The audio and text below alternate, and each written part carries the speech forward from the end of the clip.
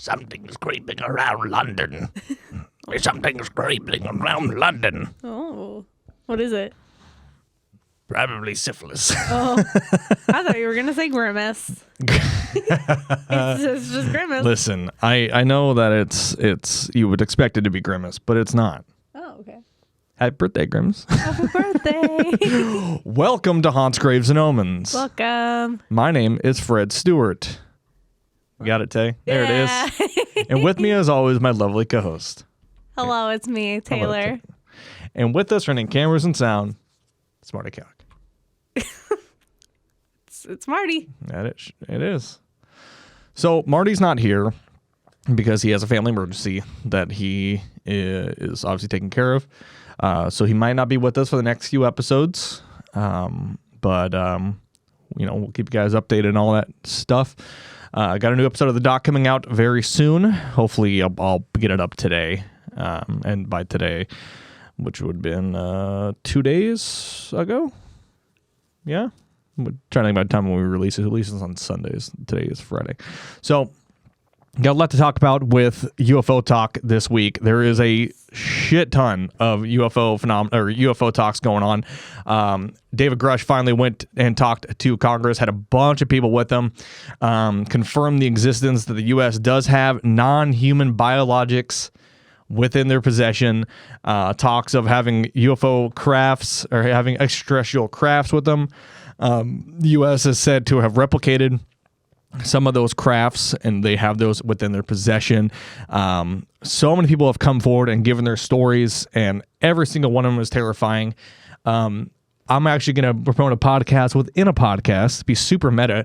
Go check out the Sean Ryan Show. He's a former Navy SEAL turned CIA contractor. It's a phenomenal dude, very no BS, but he's been bringing on all these whistleblowers and having them tell their stories on an open platform with no bias and no BS. And some of these people's stories are frightening. Talking about seeing crafts and how the U.S. is interacting with these crafts. Talks about human trafficking within using those crafts. Oh. And it's a lot. It's kind of all over the place. But there is supposed talks that the federal government is actually going to be putting a bill in place somewhere where companies like Boeing, Lockheed Martin, Raytheon, all these people that are making these supposed crafts and have some sort of these technologies, they're going to have about 60 days to hand all that over to the federal government. And if they don't, they'll face a federal prosecution. Jesus. So we'll go into that when the time comes. But as of right now, a lot of UFO stuff. Yeah, there's a ton. I remember seeing just like a snippet, like stitched together, I think it was on TikTok, of just the UFO hearing, and I was like, oh fuck. Yeah, it's definitely a lot. It's very, very scary. It's kind of one of those things. It's really funny because people were like, so once again we've proven to the American public and to the world that aliens do exist. They do exist. We do have technology from them, and we do have their, carcasses. We do have their physical beings. We also have, interact with them in the past, things like that. We're basically just proving it all over again and again, like we have been since the initial footage came out of the Tic Tac and them intercepting all these weird and strange crafts. Right.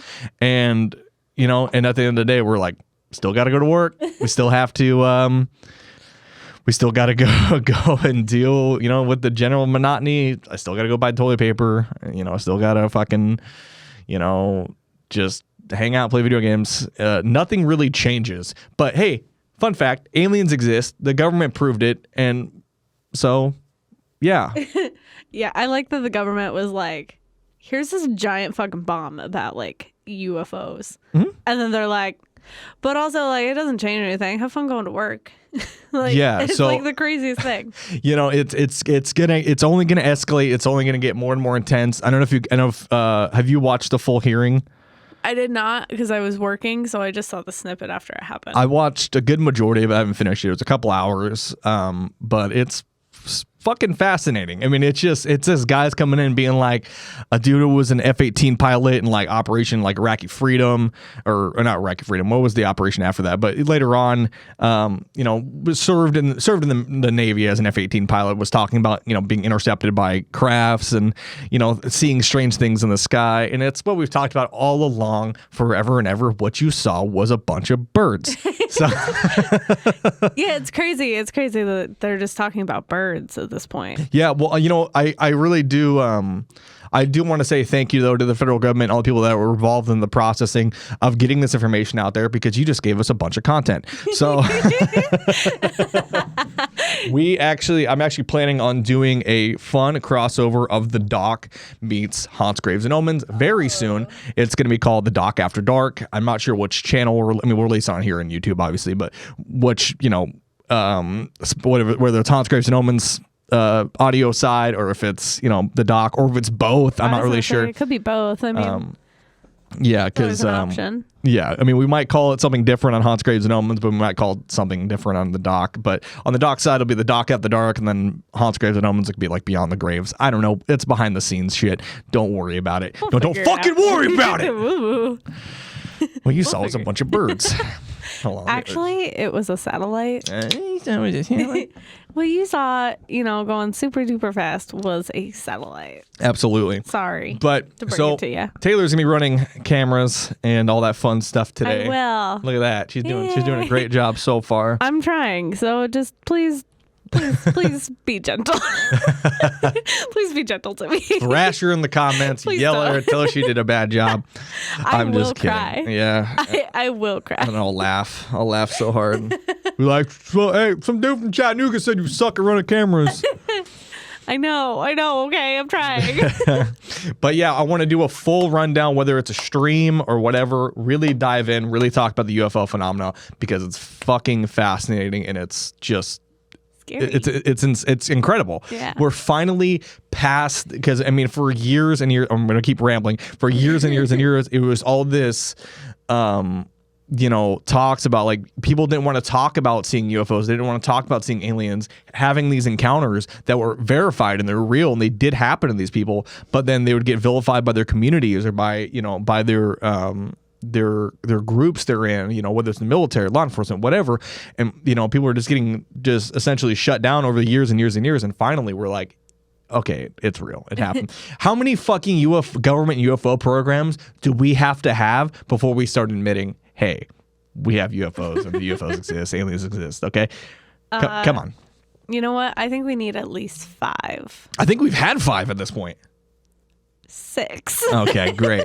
Well, that's all we got for UFO stuff for right now. So let's get into the world of true crime. Okay. It's kind of a mix of true crime and cryptidism, if you will. It's kind of a weird story. Victorian area of London, England was haunted by dark entities for years. Obviously, it's just a period of just death, misery, and just terror among the streets of London. Sharing a common name but different MOs, these two entities earned their nicknames in literature and films over the years, and they've, one is a little less known than the others, which we're going to start with. This is the tale of 2 Jacks, Spring Hill Jack and Jack the Ripper. Ooh, yeah, that's very fun. So Spring Hill Jack is an entity of the Victorian era described by witnesses as having a frightful appearance with diabolical physiognomy, clawed hands, and eyes that resemble red balls of fire. Ooh. Spring Hill Jacks haunted London, the Midlands, and Scotland in horrific attacks starting in 1837.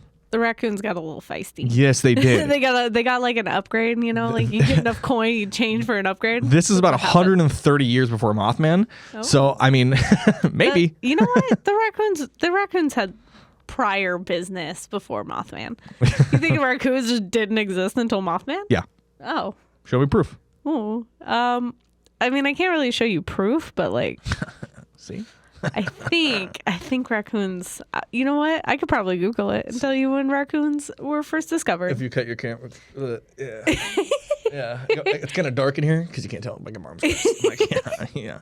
So in the early 19th century, there were a couple reports of ghosts that stalked the streets of London. These human-like figures were described as pale. It was believed that they stalked and preyed on lone pedestrians.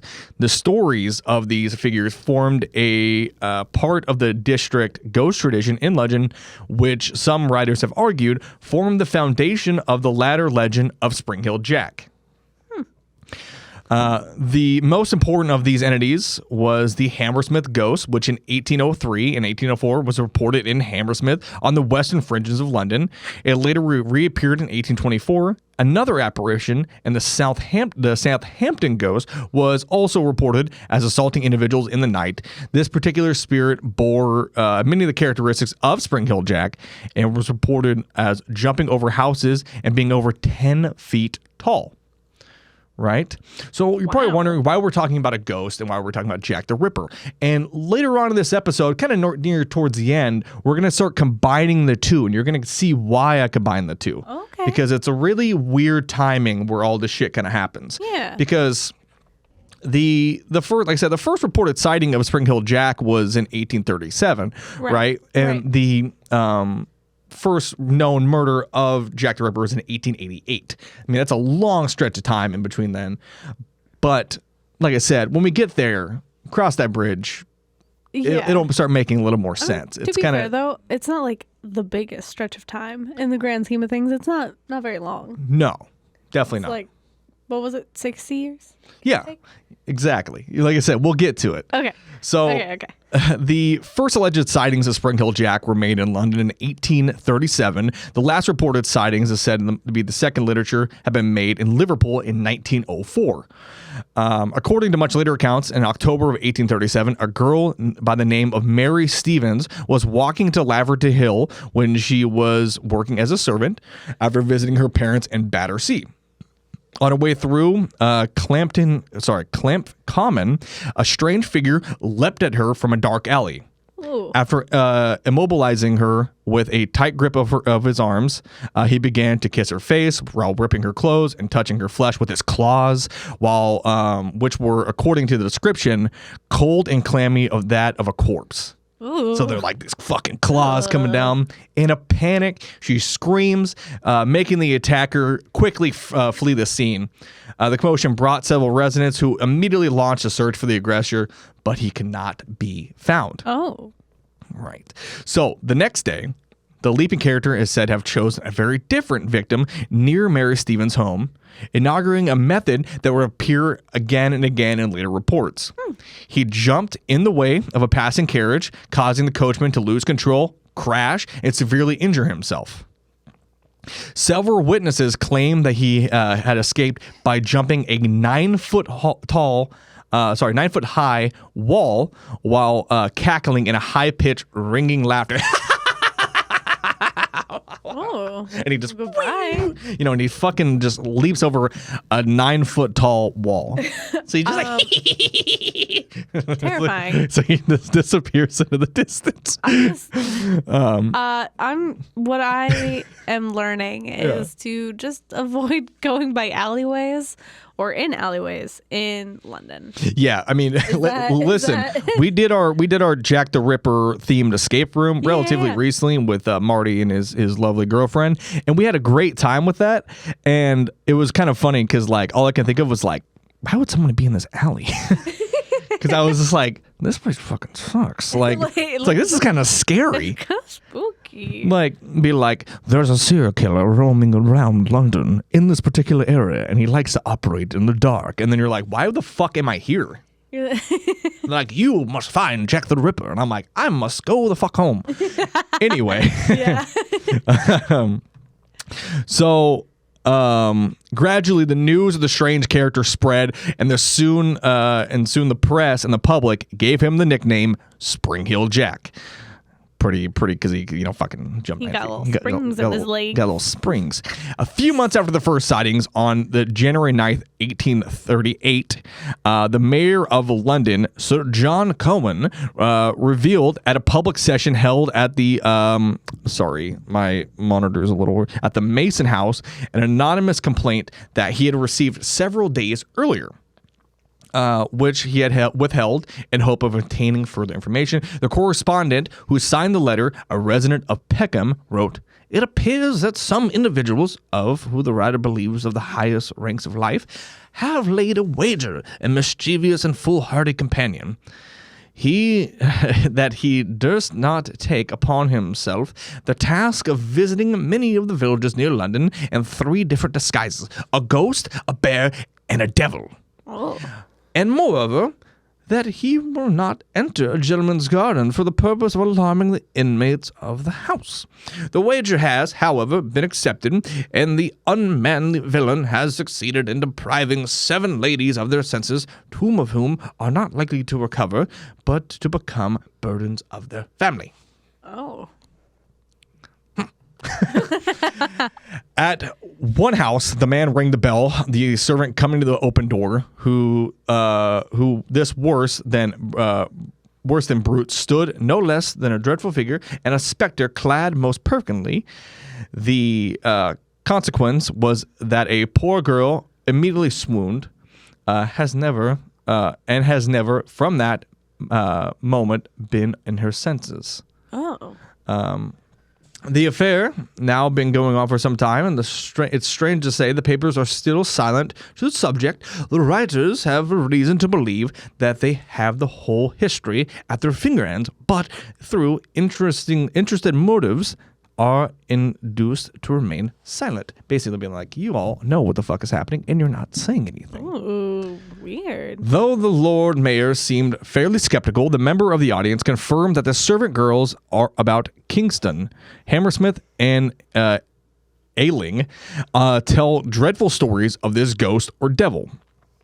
The matter was reported in the Times on the 9th of January, other national papers on the 10th of January, and the next day after that. The Lord Mayor showed a crowded gathering a pile of letters from various places in and around London complaining of similar wicked pranks.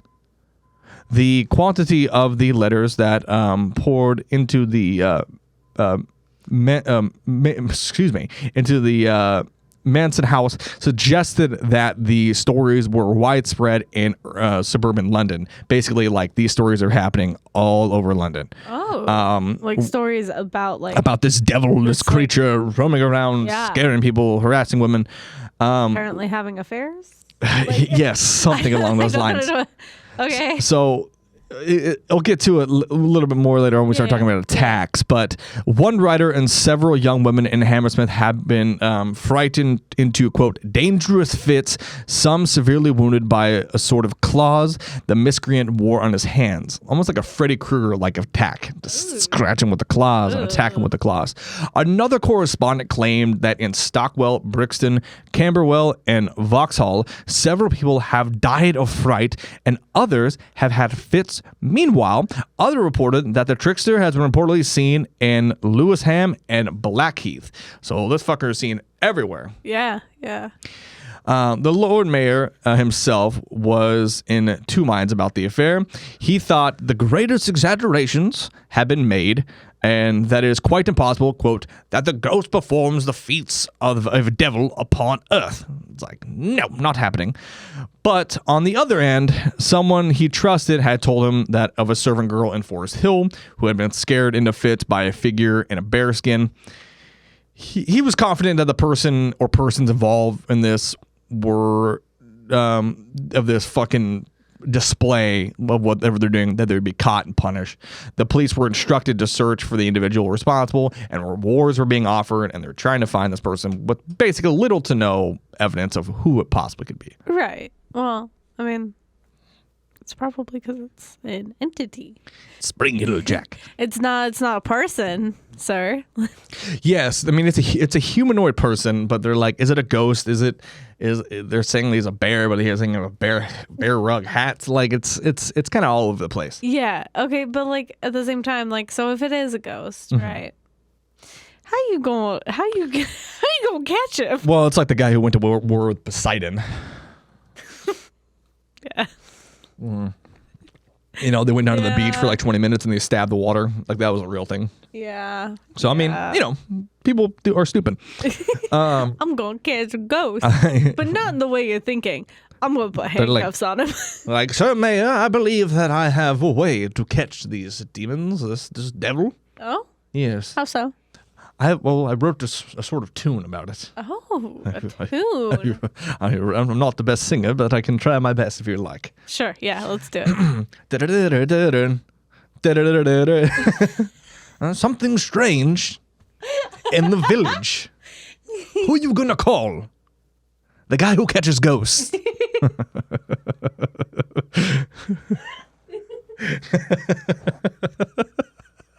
I don't know where I was going, but that was pretty good. I don't know where that was going at all. That was unexpected. But it was so good. Anyway, in a particular report from the Brighton Gazette, which appeared on the 14th of April in 1838, the edition of the Times related how a gardener in Rose Hill, Sussex, had been terrified by a creature of unknown nature. The Times wrote that Spring Hill Jack has, as it seems, found his way to the Sussex coast. It's pretty sus. Even though the reports bore their little resemblance to other accounts of Jack, the incident occurred on April 13th when it appeared in the gardener, appeared to a gardener, quote, in the shape of a bear or some other four-footed animal. It's probably sounds like a fucking bear. It could be a bear. It has no, listen, I'm from Scotland Yard, okay? Tell you something. Yeah. Listen, it's got nothing, it's got no sort of, there's no place, or there's no sign that it's Spring Hill Jack. It doesn't look like Spring Hill Jack. It sounds like a bear, so I'm going to go and say it's Spring Hill Jack. Like, it could, listen, it kind of looked like a bear, but like, I don't know, it could have been another four-footed animal. Yeah. Like, it's probably a fucking bear, my friend. Yeah, I mean, that's my guess. I don't know. Could be something else. Listen, Could be not a bear. So basically, the gardener is working out there, and the gardener begins to hear this growl, right? This growling noise catches his attention. He looks over, and then it climbs the garden wall and ran along it on all fours before jumping down and chasing the gardener for some time. Sounds like a bear. Yeah. After terrifying the gardener, the apparition scaled the wall and made its exit. Literally sounds like a bear attack. That's literally just a bear. So he's just like,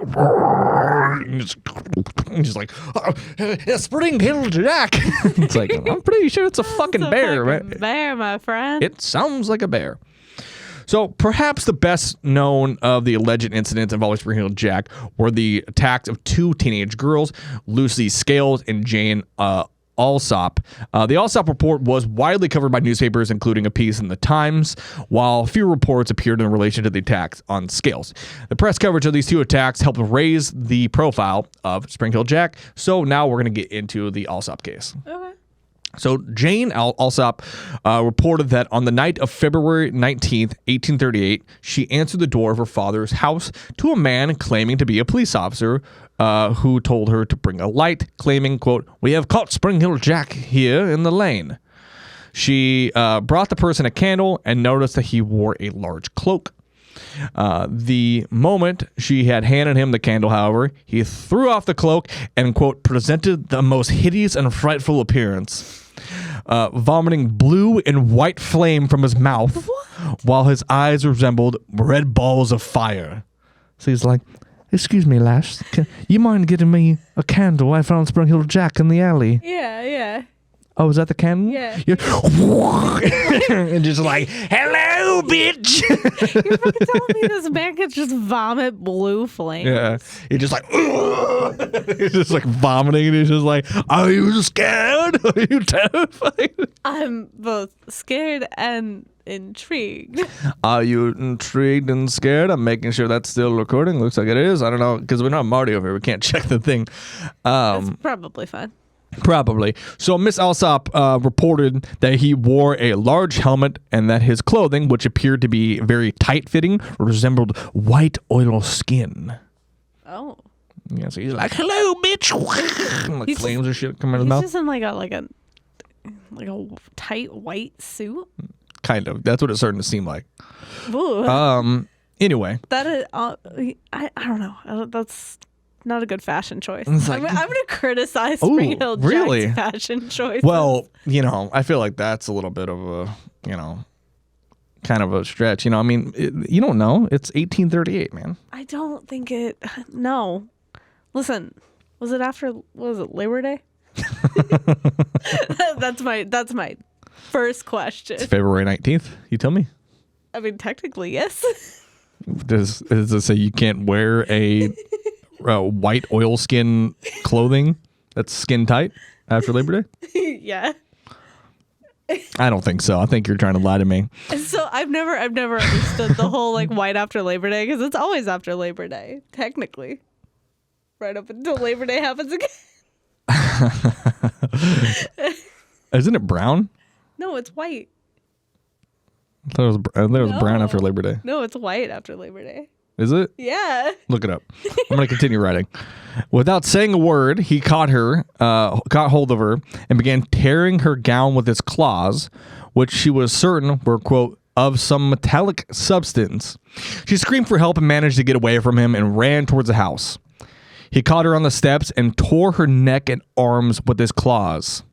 She was rescued by one of her sisters, after which her assailant fled. Yeah, it's white after Labor Day. What am I thinking of? I don't know. I've never heard anyone say don't wear brown after anything. I've only heard white after Labor Day. I don't remember. Anyway, but yeah, so, I mean, he fucking tore her neck and her arms and violently attacked her, and it's quite terrifying. Yeah. Just a few days later, on February 20th, 1838, 9 days after the attack of Miss Allsop, 18-year-old Lucy Scales and her sister were returning home after visiting her brother, a butcher, who lived in the respectable part of Limehouse.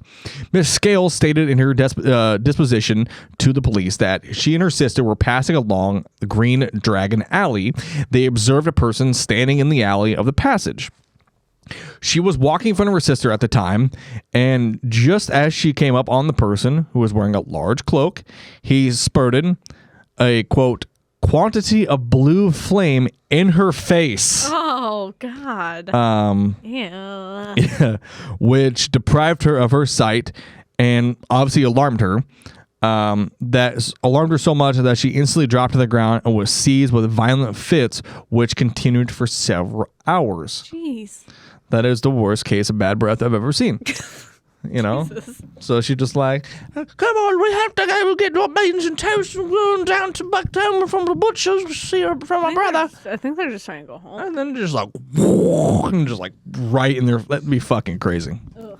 Anyway, her brother added later on that evening, her brother added that on the evening in question, he had heard the loud screams of one of her sisters moments after they left his house, and on running up Green Dragon Alley, he found his sister Lucy on the ground in a fit, with her sister attempting to hold and support her. She was taken home and then learned from his other sister about what happened. She described Lucy's assailant as being tall, thin, and a gentlemanly appearance, covering a black cloak and carrying a small lamp or bullseye lantern similar to those used by police. Oh. Ooh. So we got an impersonator almost? It's kind of starting to seem like it. Because the last case, it was like, oh, we got him. I'm a police officer and we got him. I'm a police officer. You can come out. I'm definitely not spitting blue flame out of my mouth. No. Come on now. So the individual did not speak, nor did he try to lay hands on him, but instead walked away quickly. Oh. Every effort was made by the police to discover the author of these and similar outrages, and several persons were questioned, but all were set free. And I like to imagine that they said, it was heavily investigated, like, but what did he do? And they're like, he spit blue flame out of his mouth. And I was like, it's starting to sound like that other case where he vomited blue flame. Well, no way we can find that guy. That's a pretty common thing to be happening, honestly. A lot of people just vomiting blue flames out here in 1838. Yeah. It happens. Happens. They were like, I don't see him. Yeah, it's like, hey, crazy. Man, listen, do you really want to go look for a dude who's spitting flames out of people, like out of his mouth? Oh, really? No way. That sounds like it fucking sucks. Yeah, we'll keep looking for him. I believe it. Yeah, we'll find him. I think we might find him at the pub over there. Yeah. I think if I have a couple points, I can really narrow this down. So the Times reported the alleged attack on Jane Alsop on March the 2nd, 1838, just a few days after, under the headline, "The Late Outrage at Old Ford."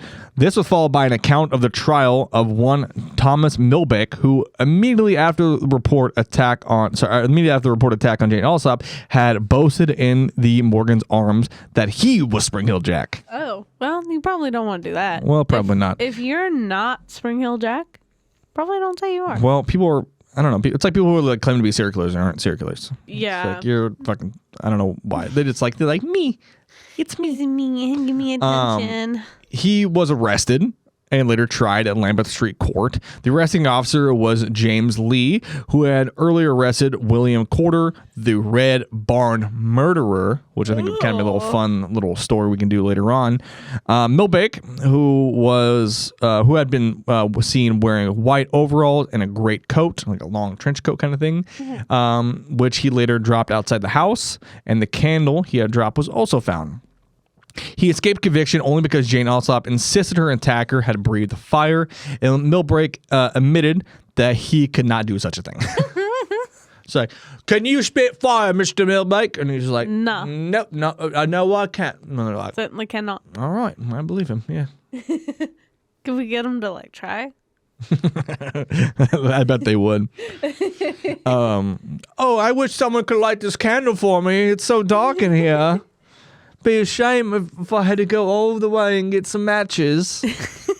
He just because It's just a big giant fat like London cop, but he just got like a wig on over the top of it. I was gonna say, And he's because just like, it seems it like would be such a shame if someone could light my lantern. I was gonna say because the attacks all seem to be on women. And we just dressed as a woman. Like still wearing the outfit, yeah, the Bobby outfit. We're thinking the same thing, and I love it because I was like just a wig, or like he threw on like a nightgown. Yeah. Over. Yeah. Over the police like a outfit. fucking like it's got like the floor print on it, but all his cop shit's on top of it. It's like his like duty belt. He's got his handcuffs and shit. It's a big old billy club, and he's just like, "Terribly ashamed someone came and breathed fire in my face." It's like, I'm going to the pub. I like that we were thinking the same thing. Yeah. So you stole my fucking joke. yeah, it's just so stupid. After these incidents, though, Spring Hill Jack became the most popular characters of the period. His alleged exploits were reported in newspapers and became the subject of several penny dreadfuls and plays performed in cheap theaters that bounded at the time. You know, everybody was making Spring Hill Jack, fucking like, themes or musicals and shit. They were doing everything. The devil was even renamed Spring Hill Jack in some of the Punch and Judy shows, and recounted by Henry Mayhew in his London Labor of the London Poor, quote, "This here is Satan. We might say the devil, but that ain't right. And general folks don't like such words. He is now commonly called Spring Hill Jack, or the Rossian Bear. That's since the war." Oh. That's pretty cool. It's pretty badass. It's probably not a bear. It's probably not the devil. It might be. I don't know. I was gonna say I could see it being the devil more than I could see it being a bear. I could be wrong because it is a really well-known fact that bears spit fire. Like, yeah. Well, I mean, a lot of people don't know that. Is the sloth bear has killed more people than anyone else in the world. Oh. Probably. I know the sloth bear is extremely violent. So Are they? yeah. Oh, I did not know that. Yeah. They just give them that nickname. It's kind of like calling Iceland, Iceland, even though it's all a bunch of green and the Greenland's cold. Yeah. It's kind of the same kind of thing. Well, they did that for a specific reason. They didn't want people to come to Iceland, so they called it Iceland. So people were like, "It's fucking cold there. I don't want to go there." Oh. But we'll call the other place Greenland. They'll just go there. That's the whole reason Iceland's called Iceland, and it does not. I thought it was because of World War II. No. No, they just... It's a bit, Taylor. Of course I know that. I don't know. I don't fucking know what you know. We call this dumb fuck shit land. I don't know what he knows. I just want to This is called you come here, you're gonna get gonorrhea land. It's really long name. And they came in my ship full. Ship after ship came in. I don't know, man. I'm just like, it's a fun fact. Let's get back to Spring Hill Jack. Know. Even after his fame was growing, the reports of Spring Hill Jack's appearances became less frequent, if more widespread. In 1843, however, the wave of sightings swept the country again. From a report of the New Hamptonshire described him as, quote, the very image of the devil himself, with horns and eyes of flame. In East Anglia, reports of attacks on drivers of mail coaches became very common. In July of 1847, a, quote, Spring Hill Jack investigation in Teignmouth, Devon, led to a Captain Finch being convicted of 2 charges of assault against women, during which he had said to have been disguised in a skin coat, which had the appearance of a bullock's hide, skull cap, horns, and a mask. Oh, okay. So he was just doing a little bit of cosplaying, I guess. Yeah, Like cosplay's not a crime. But murder is. Well, he never murdered anyone, just assaulting people. That too. That's He just also comes a down and crime. he's just like, and then he leaves. Like, there's no real, like, I mean, it's fucked up. He's going after people and like harming people. Yeah. I mean, the coach driver said was seriously injured. But no one really dies in this story. It's just him jumping down and like, and he jumps back off. He just mean, he just like, Some of it is definitely like that, but then there's other times where he fucking spits blue flames on people's face. yeah, but that's fucking cool. That's not cool. They're fine. I don't know. It did sound like some people went into Well, they probably experienced shock, you know. Like, I mean, like they went into these fits, and the fits are just them being like, I fucking saw a dude shoot blue flames out of his mouth. That's fucking scary. well, I get yeah, that. and I mean, I guess I don't know. I feel He's like so far, Spring Hill Jack hasn't killed anybody. no, he hasn't necessarily killed So anyone, far. but Get into it later. Okay. Get in my theory, I guess. Okay. I should say. So the legend was linked to the phenomenon of the devil's footprints, which appeared in Devon in February 1855. So the devil's footprints are a phenomenon that occurred in February 1855 in the Exe estuary of East and South Devon, England. After heavy snowfall, a trail of hoof-like marks appeared overnight in the snow, covering the distance of 40 to 100 miles. They look like horseshoes, and people were like, it's the devil. So, I mean, horses were pretty common right around then, weren't they? Like, yeah. Pretty much everyone had a horse. Yeah, rode a horse. Like, yes, horses are the main mode of transportation. I mean, I figured, but No, actually, they took ostriches everywhere. ooh, that'd be kind of fun. I don't know. I think that'd be kind of fun to ride an ostrich. Smart So, in the beginnings of the 1870s, Spring Hill Jack was reported again in several places distant from one another. In November of 1872, the News of the World reported that Peckham was, quote, in a state of commotion owing to what is known as the Peckham ghost, a mysterious figure quite alarming in appearance. Sounds really familiar, right? Yeah. The editorial pointed out that it was none other than Spring Hill Jack, who has terrified a past generation. Similar stories were published in the Illustrated Police News. In April-May 1873, reports were... it was reported that there were numerous sightings in Sheffield of the park ghost, which locals became to identify as Spring Hill Jack. He just keeps popping up randomly here and there. I wonder if there's like a correlation as to why he just pops up randomly. And then I don't like know. a quote unquote hibernation for a bit. I don't know. Well, I mean, we'll get into here in a second why I think what happens. Okay. Why he kind of starts to slow down and why things happen. Okay. So this news was followed by more reported sightings until August of 1877. One of the most notable reports about Spring Hill Jack came from a group of soldiers in Aldershot Garrison. The story went on as follows.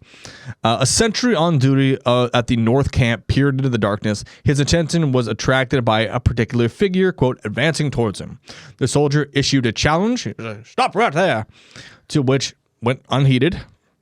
The figure came up beside him and delivered several slaps to his face. Spit your water. I did not. I luckily had not It was taken a close. sip yet. It was close. That's not what I expected. So he's just like coming out of the fucking, like, you know, out of nowhere, and he's just like, you stop right there, you stop right there. And he's yeah, like that. Just like that. Caught that on camera. I'm using that in court. So I barely touched you.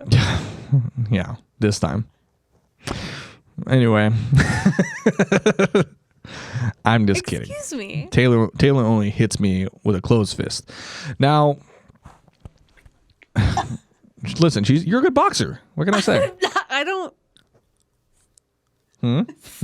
Stop. Marty made an appearance real quick. Sorry, hit the wrong number. No, so he comes up and starts slapping him. The guard shot at him with no visible effect. Some sources claim the soldier may have fired blanks at him. Others said that he missed or fired warning shots.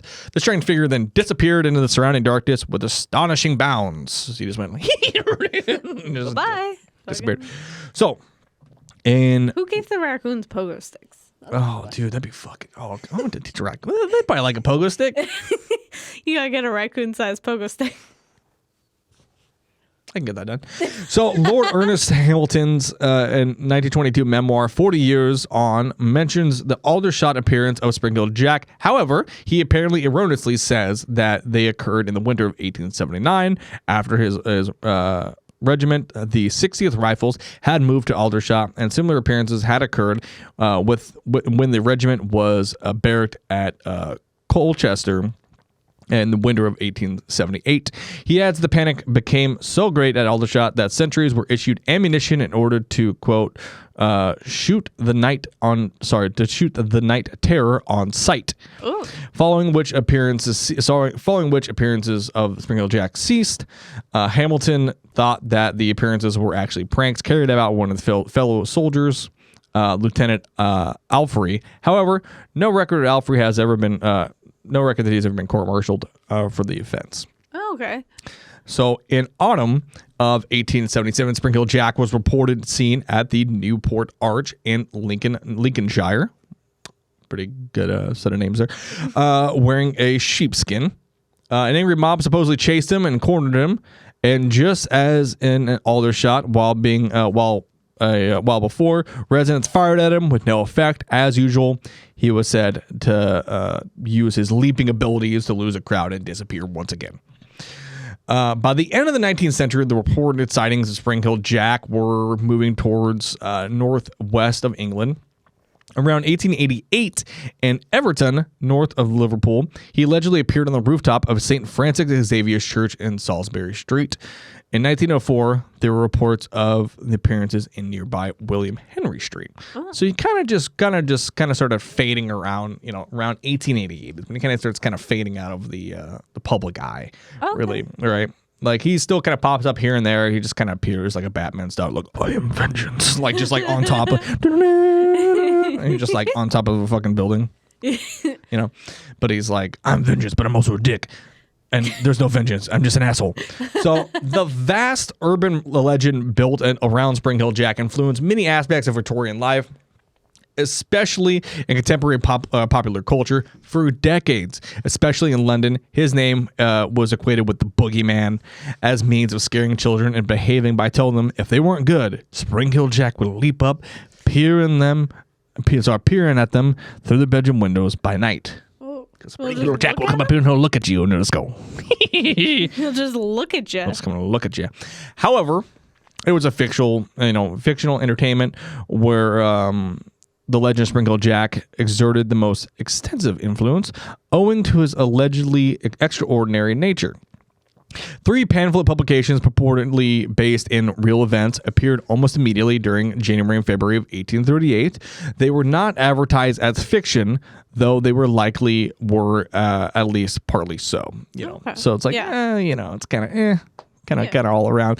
The only known copies of the reported they only reported to be published when the British Library was hit by the Blitz, but their catalog lists the first one. So they had all of them, and then the Nazis ruined everything again.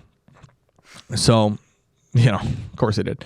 The character was written into a number of penny dreadful stories that I talked about earlier during the later half of the 19th century, initially as a villain, then increasingly heroic roles. By the early 1900s, he was being like kind of being treated as a altruistic avenger of wrongs and protector of the innocent, effectively becoming a precursor to Pulp Fiction and comic book superheroes. Okay, so they turned Spring Hill Jack into like a superhero, essentially. Near the tail end of the 1900s or the beginning of the 1900s, they kind of like were like, he's a superhero now. Like they kind of just superhero that slaps people. He's not a superhero. They can just do whatever they want with him. Like this man like spit fire into people's faces and just came up and was like slapping them. Yeah. And he's attacking women randomly, slapping people, being a dick. Yeah, I mean, he like, jumps 8 feet, jumps 9 feet tall. Yeah, he's kind of all over the place. But while the story of Spring Hill Jack remains unsolved, I feel as if we can make a connection with our next subject on the tale of two Jacks. Okay. Jack the Ripper. So Jack the Ripper, the Whitechapel murderer or the Leather Apron, was a serial killer who haunted the Whitechapel district of London in 1888, around the same time as the last reported sightings of Spring Hill Jack. Okay. Okay. See where I'm going with this? Yeah. Jack the Ripper only had 5 known victims during his rampage through Whitechapel, but before we dive into the grisly details, we must first get into the background of the district to kind of get an idea of who lived here and why there'd be some sort of motivation for Jack the Ripper to kill. Okay. If any. Yeah. But we also kind of look at Spring Hill Jack and what we know. He was attacking, supposedly attacked a gardener, even though I'm pretty sure that was a bear. He was attacking servant women. He was attacking these kind of lower class individuals. Yeah. Right? Yeah. Mainly women. So in the mid-19th century, England experienced an influx of Irish immigrants who swelled the population of major cities, including the East End of London. From 1882, Jewish refugees fleeing the pogroms in the Russian Empire and other areas of Eastern Europe emigrated to the same area.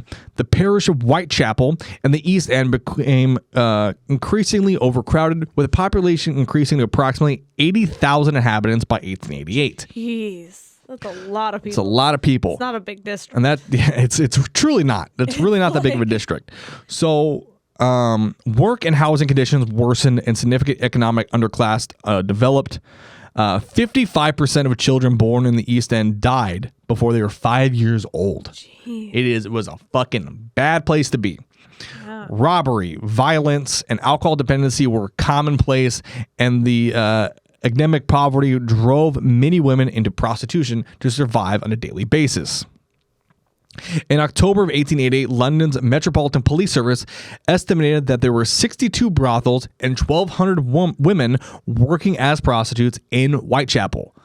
That is a lot of people doing sex work in a very small area. Yeah, that's a lot of people. Yeah, they also said with approximately 8,500 people residing in the 233 common lodging houses. 233 common lodging houses within Whitechapel every night, with the nightly price for a coffin bed being a 4p.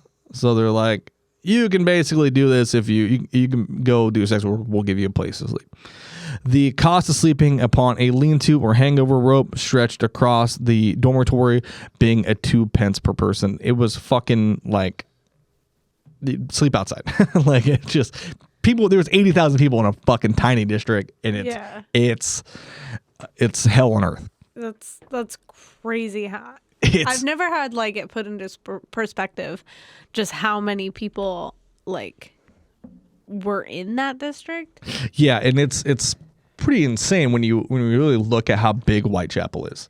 Yeah, because it's not. I mean, it's not big. And in relation to London itself, like London's quite a big, it's a big city. Yeah, but Whitechapel is a district. Like it's just like it's just this tiny little section, and 80,000 people are working there.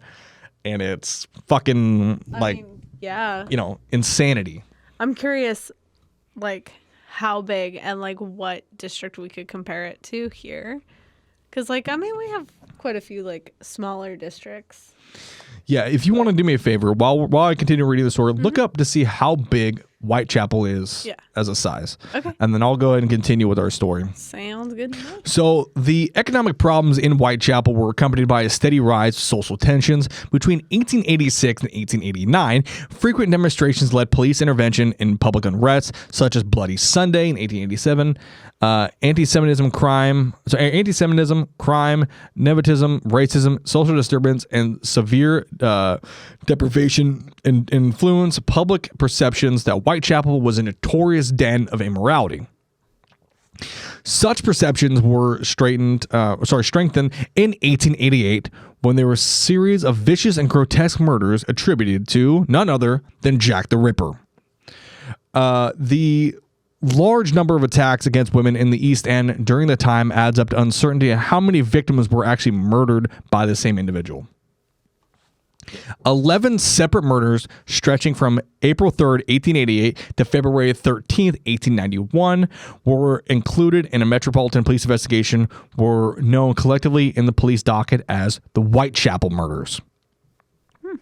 I missed the perfect opportunity to wear my Whitechapel band shirt. Oh. Should have thought about that. So opinions, they vary as to whether these murders should be linked to the same culprit, but 5 of the 11 Whitechapel murders, known as the Canonical Five, are widely believed to be the work of the Ripper. Most experts point to deep slash wounds in the throat, followed by an extensive abdominal and genital area mutilation, and several internal organs and progressive facial mutilations as a distinctive features of the Ripper's modus operandi, or MO. And for those of you who are kind of new to true crime and don't know what a modus operandi is or an MO is, it's basically a series of characteristics that a serial killer or a killer will do to each victim, such as like Dahmer would, cut them up and eat the person, or some like to do strangulation, or some will take the pinky off a person, things like that. So how big does it say it is? So it says that it's in total 357 acres. 357 acres and there's 80,000 people being there? Just as a little bit of like,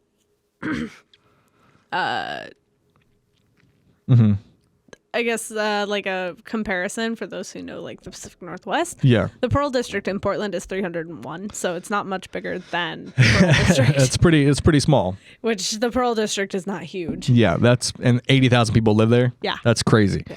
So the first 2 cases in the Whitechapel murders is that of Emma Elizabeth Smith and Martha Tabram are not included in the Canonical Five. Smith was robbed and sexually assaulted on Osborne Street, Whitechapel, at approximately 1:30 a.m. on April 3rd, 1888. She was then bludgeoned about her face and received a cut to her ear. A blunt object was also inserted. Excuse me, dark content, warning. We're talking about murder, but, She was then sexually assaulted with a blunt object, and it, how do we even pronounce that word? Peritoneum. Peritoneum. So it ruptured her peritoneum. She developed peritonitis and died the following day in a London hospital. Smith stated that she had been attacked by 2 or 3 men, one of whom she had described as a teenager. This attack was linked later by murders in the press, but most authors attribute Smith's murder to general East End gang violence unrelated to the Ripper case. Ms. Tabram, however, was murdered on a staircase landing in George Yard, Whitechapel on August 7th, 1888. She suffered 38 stab wounds to her throat, lungs, heart, liver, spleen, and stomach and abdomen, with additional knife wounds inflicted to her breast and genital area. Jeez. Violent attacks. Yeah. All but one of Tabram's wounds had been afflicted with a bladed instrument such as a penknife. With one possible exception, all the wounds had been inflicted by a right-handed individual, and the only characteristic about this that doesn't relate to the last one is that she was not raped or sexually assaulted during that, as opposed to the last one. Okay. So the savagery of Tabram's murder and the lack of obvious motive and the closeness of the location, date, and the later canonical Ripper murders led police to link this murder to the later confirmed Jack the Ripper murders. However, the murder differs from the later canonical 5 murders. Although Tabram had been repeatedly stabbed, she had not suffered any slash wounds to her throat or abdomen. She just experienced many stab wounds. Many experts do not really connect Tapman's murder and the later murders because of this to the because of the evidence and the wound patterns and all that. I mean, I guess there is also the possibility that like there was an escalation of sorts from Tabram's murder to the canonical 5. Yeah, exactly. And you're probably wondering how you're like, why would we talk about the Tale of Two Jacks and why were we talking about Spring Hill Jack? And to me, I kind of see a sort of connection between these two in a sense of what if Spring Hill Jack was Jack the Ripper, right? I mean, it's 60 years. So if Spring Hill Jack was doing this shit in his 20s, you know, when he was Spring Hill Jack and he was running around, you know, or, you know, maybe in his teens or something like that, 60 years isn't that long of a time, you know? And he kind of has this weird MO where he has these fucking razor hands and he's come up and he's attacking, slashing at women. And one of the most operandi for Jack the Ripper is this slashing attack on throats and necks and the body. And who's to say that Spring Hill Jack isn't Jack the Ripper? And we don't really know who Jack the Ripper was, you know? Yeah. No one really knows what he looks like. I mean, there's supposedly there's like we know who he is now and things like that, but we don't really know who Jack the Ripper was. We have theories about who Jack the Ripper could be and all this, but I don't know. Maybe this could be fucking like, you know, Spring Hill Jack's son or something. We just simply don't know. But the modus operandi is super weird, where he's using a bladed like, you know, kind of thing. And we'll get into the canonical 5 here in a little bit. But it's just a kind of all around weird story. Yeah, for sure. I mean, they definitely. I mean, 60 years is not that long of a time. But the only thing that I could see is like, just based on age, I imagine it would be hard, depending, if you're in your at that point 70s to carry out these murders the way that sure I could see that, but at the same time, I mean, like, you could be fucking 100 years old and kill somebody. That's fair, but I feel just like strength wise, you know.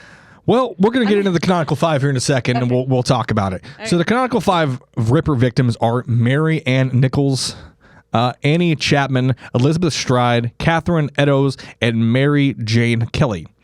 So the body of Mary Ann Nichols was discovered about 3:40 a.m. on Friday, August 31st, 1888, in Bucks Row, now Durnward Street, Whitechapel.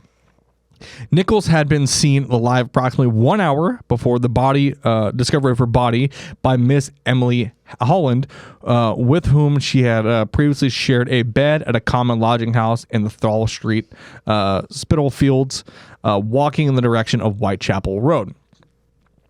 Her throat was severed by 2 deep cuts, which were completely severed all the tissue down to the vertebrae. Fucking deep gouge across her throat. Her genital areas had been stabbed twice, and the lower part of her abdomen was partially ripped open by a deep jagged wound, causing her bowels to protrude. Several incisions inflicted to both sides of her abdomen had also been caused by the same knife. Each of these wounds had been inflicted by a downward thrusting manner. And you can probably figure out how that is, downward thrusting manner.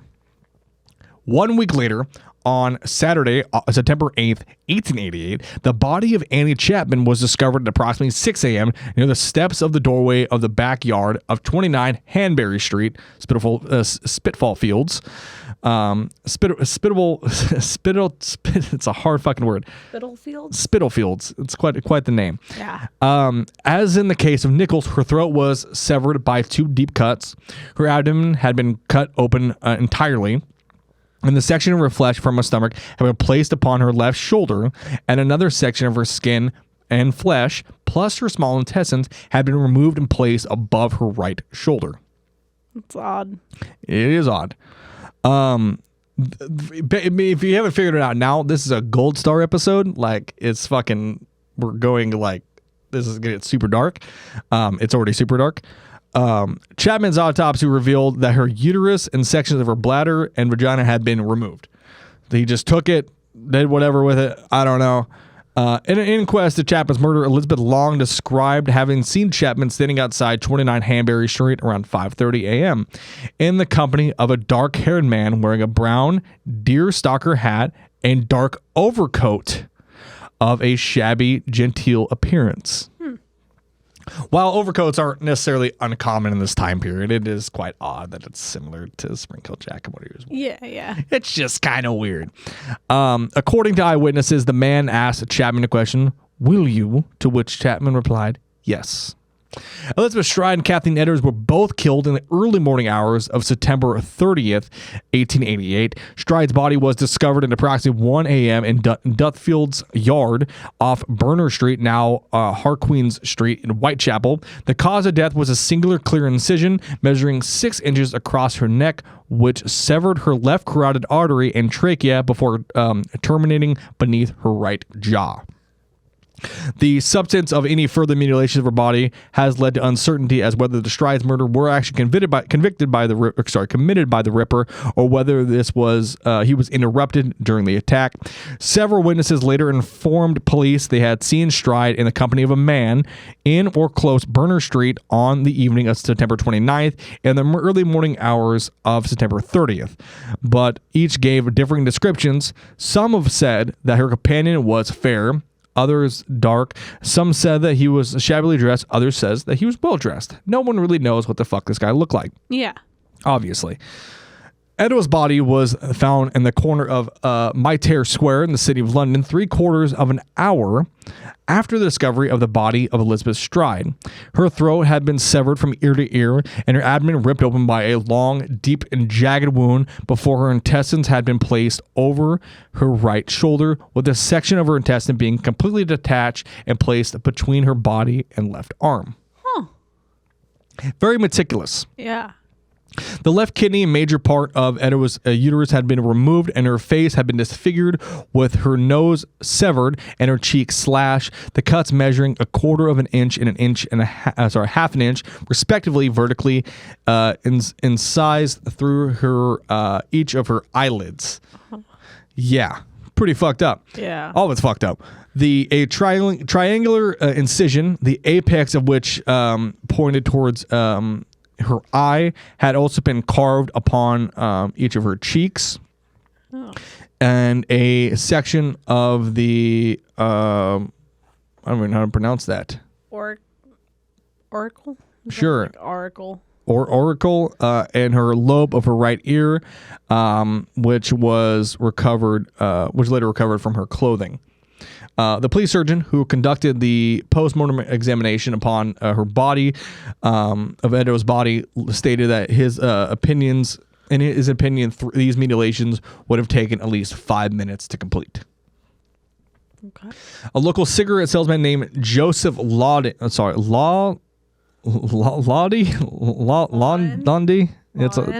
Lawden. Yeah, sure. Let's say Lawden. Some of these. Listen, I'm not good with fucking reading last names. I can read this all day long. Had passed by the narrow walkway to Mitre Square named Church Passage with 2 friends shortly before the murder. He described seeing a fairly haired man with a medium build, with a shabby appearance, with a woman who may have been Adele's. Lawden's companions were unable to confirm his description. The murders of Stride and Adele's ultimately became known as the double event. Oh. The section of Adele's bloodied apron was also found in the entrance of the tenement in Gulson Street, Whitechapel, at 2:55 a.m. A chalk inscription on the wall directly above the piece of apron read, and I'm going to read it to you word for word. I'm going to kind of go back on it. It says, "The Jews are the men that will not be blamed for nothing." But the word Jews was spelled Juwes. That is an odd spelling. Mm-hmm. So this graffito became known as the Gulson Street graffito. The message appeared to imply that Jews in general were responsible for the series of murders, but it's unclear whether the graffito was written by the murderer on a dropping the section of apron or was merely an incidental and nothing to do with the case. I mean, it's just a fucking weird thing that just happened to be there. We don't really know. Yeah. Such graffiti were commonplace in Whitechapel because, like I talked about earlier, it's a highly, anti-Semitic area. Yeah. Police Commissioner Charles Warren feared the graffiti may spark anti-Semitic riots and ordered the rioting to be washed away before dawn. The extensively mutilated and disembowelment body of Mary Jane Kelly was discovered lying in bed on a single room which she lived at 13 Miller's Court off of Dorset Street at 10:45 a.m. on Friday, November 9th, 1888. Her face had been, quote, hacked beyond recognition, with her throat severed down to the spine and the abdomen almost emptied of its organs. Her uterus, kidneys, and one breast had been placed near her head, and other viscera from her body placed beside her foot. About the bed and sections of her abdomen and thighs were placed upon the bedside table. Her heart was missing from the crime scene entirely. Oh. Pretty weird. Yeah. So multiple ashes were found within the fireplace of 13 Millard's Court, suggesting Kelly's murderer had burned several combustible items to illuminate the single room as he mutilated her body. The recent fire had been severe enough to melt the solder between the kettle and its spout. The solder, so it just fucking melted that shit off. Yeah. Which had fallen into the grate of the fireplace. Each of the canonical 5 murders were so perplexed at night, on or close to the weekend, either at the end of the month or a week or so after. The mutilations became increasingly severe as a series of murders proceeded, except that of Stride, whose attacked her, may have been interrupted. Nichols was not missing any organs. Chapman, uterus, and sections of her bladder and vagina were taken. Eddowes and her uterus and left kidney had been removed and her face mutilated. Kelly's body was extensively eviscerated and her face was, quote, gashed in all directions, and tissues of her neck being severed down to the bone, although her heart and the sole body organ were missing from the crime scene. So this guy was taking body parts from the crime scene. Right. Historically, the belief that the canonical 5 murders were committed by the same perpetrator is derived from the all the documents which linked them to the exclusion of others. In 1894, Sir Melvin Macnaghten, Chief Constable of the Metropolitan Police Service and the head of the Criminal Investigation Department, the CID, wrote a report and stated the Whitechapel murder of 5 victims and 5 victims only. Similarly to the canonical 5 victims were linked in a letter written by the police sergeant Thomas Bond and to Robert Anderson, the head of the London CID, on November 10th of 1888, basically saying like these 5 murders we know for a fact are just the 5 victims that were part of the Whitechapel murders, or of Jack the Ripper. Some researchers have basically points that some of the murders were undoubtedly the work of a single killer, but an unknown number of killers acting independently were responsible for other victims. Okay. Authors Stuart P. Evans and Donald Rumblow argue that the canonical 5 is a Ripper myth, and the 3 cases, Nichols, Chapman, and Eddowes, can be definitely linked to the same perpetrator, but less certainly exists to whether Stride and Kelly were also murdered by the same individual. They don't really know. I think the canonical 5 are all part of the victims of the Ripper, personally. Yeah, I feel like it very well was probably just an escalation from the first 3 into the canonical 5. Like, I think there was just a moment where it just got more violent. Yeah, for sure. You know. Conversely, others supported that the 6 murders between Tabram, Kelly, were the work of a single killer. Dr. Percy Clark, assistant to the examining pathologist of George Baxter Phillips, linked to only 3 of the murders and thought that the others were perpetrated by, quote, weak-minded individuals induced to emulate the crime. Mackinton did not join the police force until a year after the murders, and his memorandum contains a series of factual errors and possible suspects. Errors about the possible suspects. But that doesn't end there for the set of murders within the Whitechapel district. No. And we'll get into that next week.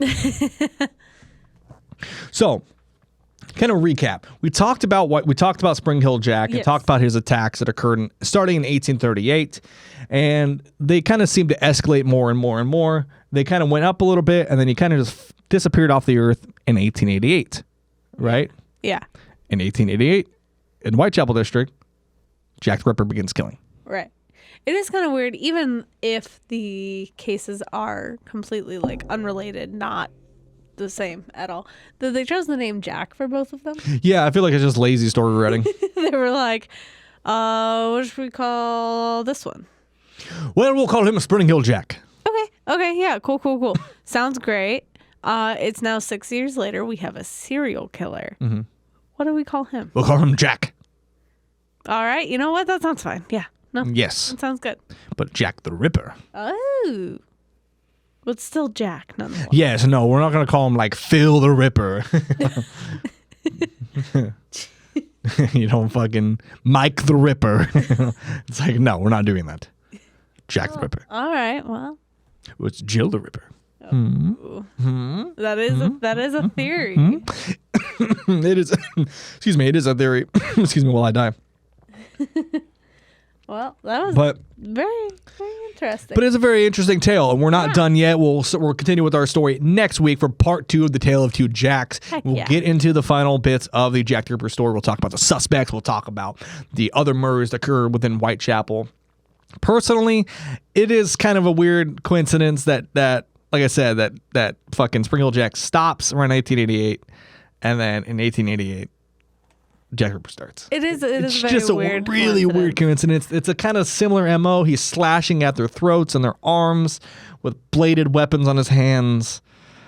I don't know. It just seems real fucking convenient.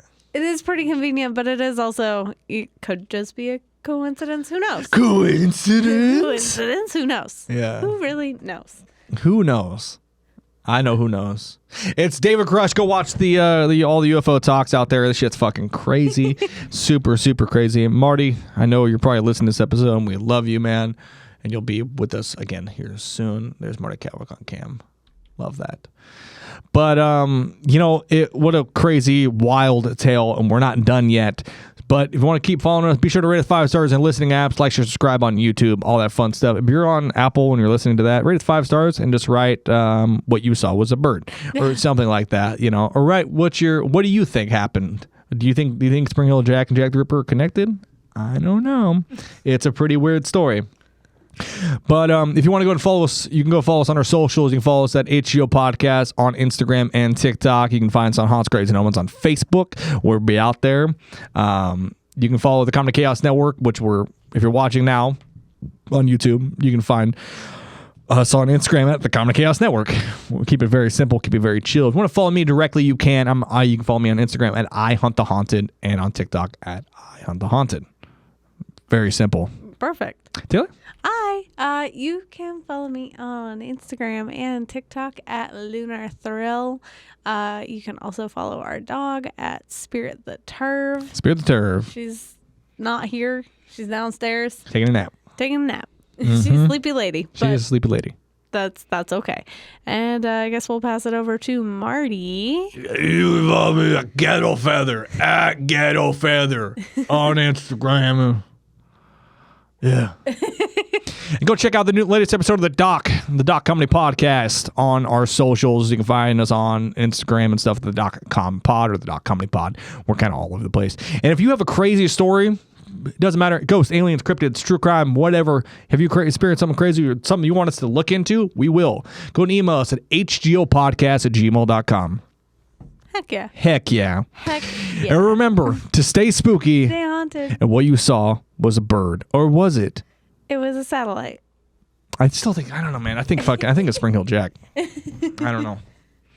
I don't know, man. I don't know. I know what I saw.